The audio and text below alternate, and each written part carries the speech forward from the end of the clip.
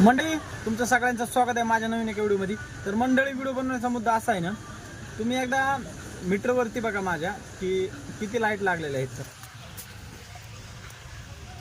ही आहे इंजिनची, ही आहे बॅटरीची, ही आहे पार्किंग लाईट, हे न्यूट्रल, हे पेट्रोल CNG।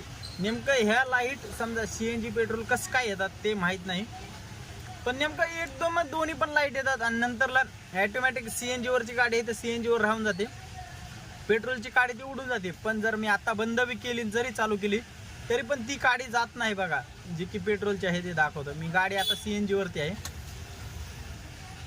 बघा, आता बंद केली परत चालू करतो इग्निशन, हे बघा गेलंच नाही। आणि तुम्हाला खाली पण दाखवतो, हा बघा इथं बघा CNG वरती आहे, आता मी पेट्रोल वरती करतो नाही का, आणि तरी पण गेलं नाही बघा, हे बघा अजून करतो मी CNG वर टाकतो तरी पण बघा हे जातच नाही।